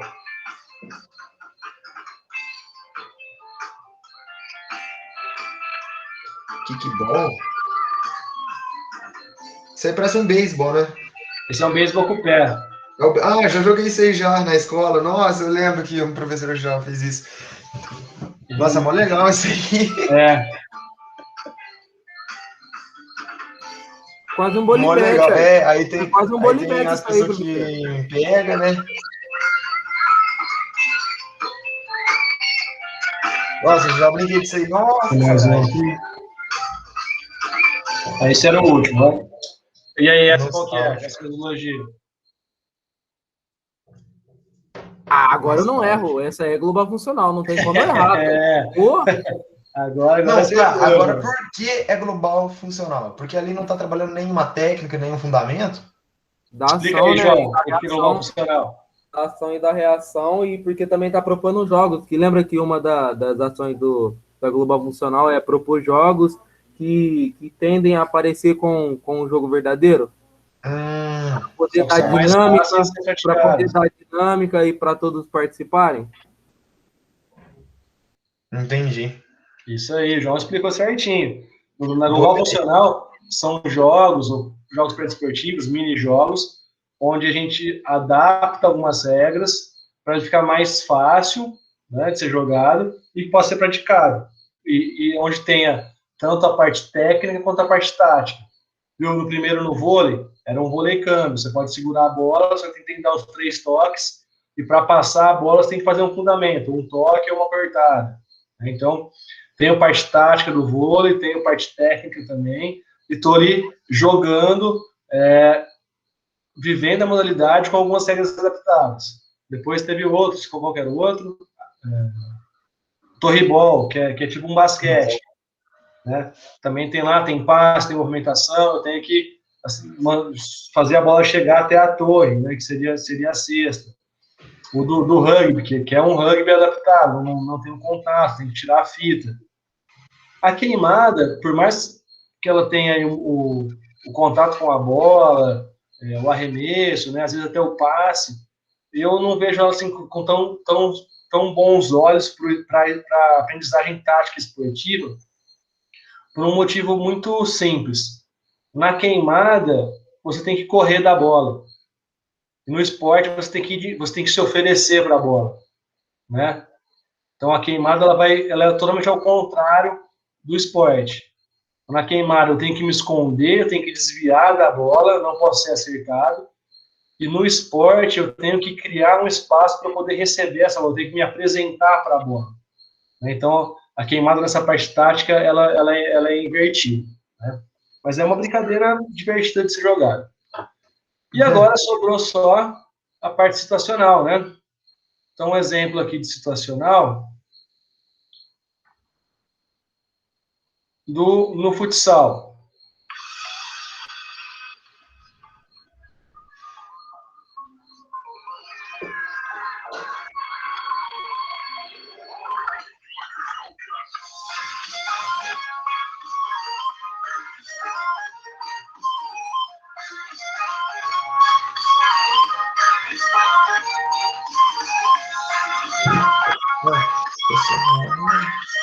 Situação. Começou em 1 contra 1, agora vai contra-ataque 2 contra 1. Depois aumenta 3 contra 2. 3 contra 2.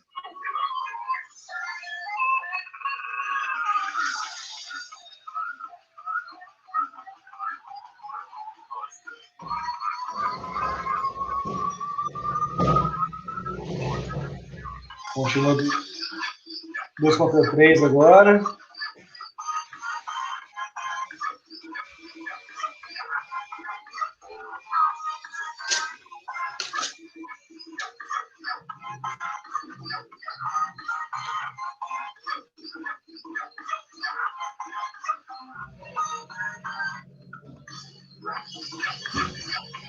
Agora que são 3 contra 3, ou 4 contra 3, uma coisa assim.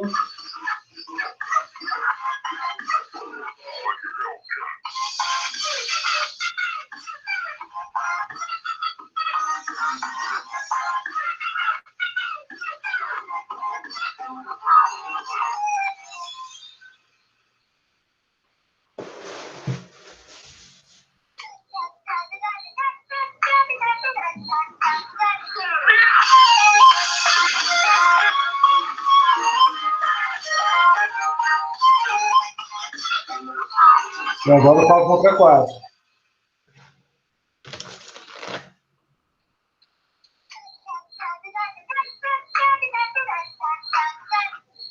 Entenderam, então, a diferença? No situacional, eu vou ter a situação de jogo real, né? Aqui, ali é um exemplo só, tá? Que o técnico utilizou, mas eu posso fazer de centenas de outras maneiras também, tá? E agora, pessoal, último exemplo, eu vou voltar naquele vídeo do basquete, só para dar um exemplo de variação para vocês, né? Que deixou bem frisado os três métodos, né? Analítico, o global e o situacional. Mas, às vezes, tem alguns exercícios que a gente não consegue definir muito bem qual método está sendo utilizado, né? Porque, por exemplo, o global e o situacional, às vezes, tem muita coisa em comum, né? Tem muitos elementos em comum, parte técnica, parte tática. Às vezes, acaba se confundindo.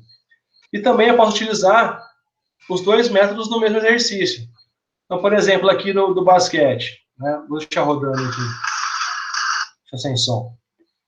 Se eu colocasse aqui, ó, essa fila um pouco mais longe, né? As duas filas um pouco mais longe, no meio da quadra.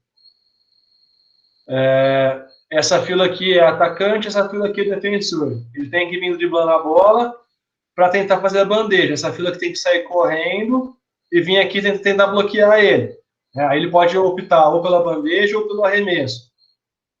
Eu vou ter um exercício misto, né? Um exercício analítico, sintético, eu estou trabalhando na parte técnica, só que ele também é situacional, porque eu tenho um defensor que vai estar aqui me atrapalhando, vai estar me forçando a tomar uma decisão, né? que é uma parte tática. Tá? Então, eu posso ter exercícios mistos, eu posso ter alguém ali porque eu vou fazer um passe e aquele cara vira meu marcador. Né? Então, é um exercício misto. Ele é tanto analítico quanto também situacional. Certo? Certo. Alguma dúvida quanto a isso, quanto às metodologias, quanto aos exercícios? Não, nenhuma. Não? Então, agora a parte mais importante da aula, pessoal. O recado mais importante para vocês. Fiquem de ouvidos abertos aí. Eita! Vamos ter uma mudança na programação da aula. Não vai botar de sexta-feira, hein? Oi? Você não coloca a aula de sexta, hein? Sexta-feira não, hein? Sexta-feira é foda, hein? Sexta-feira é melhor que isso. Pode ficar tranquilo que é melhor do que isso. Pela programação que eu passei para vocês, amanhã a gente teria um convidado e na quarta-feira que vem seria a avaliação, né? Só que vamos ter que inverter. O convidado vai ser quarta-feira que vem e amanhã avaliaçãozinha de teórica de basquetebol. Só manda. É nóis. De basquete? Beleza? De basquete amanhã? Amanhã é de basquete. Amanhã é de basquete. Beleza.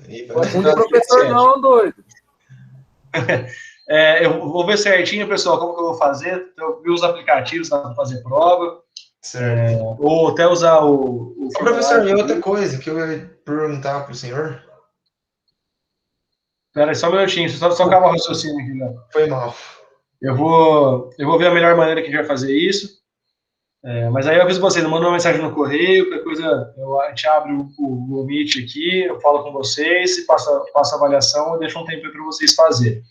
Tá? Mas aí eu aviso vocês até amanhã de tarde, eu mando uma mensagem no correio para vocês. O que vai cair? Conteúdo de basquete, história, fundamento técnico, regra e parte tática. Tá? Pode falar, Léo. E as questões online? Que dia que abre? Ixi, agora você me pegou. Acho que vai ser no final do ciclo 2. Acho que agora é final de março. Não, começou agora o ciclo 2, acho que é final de abril, por aí. Graças Vai a ser Deus. ciclo 1 e ciclo 2 junto. Beleza. Beleza? Sempre é junto no começo, né? Nossa, isso Isso, aqui quebra. É 2 questões já, né? Já é 4 questões para cada matéria. Porque começo do semestre entra muito aluno atrasado, né, que faz matrícula depois. E às vezes o aluno entra depois da questão online, aí dá problema. Eles deixaram as duas pro ciclo 2. Entendi. Não, tá tranquilo, então. Fechou? Beleza. Vai cair a parte de basquete. Então, história, fundamento técnico, aspectos táticos e as regras. Tá? Só a parte de basquete. Tranquilo. Tranquilo? Tranquilo, prof. Então, pessoal, um abraço a todos, uma boa noite. Valeu!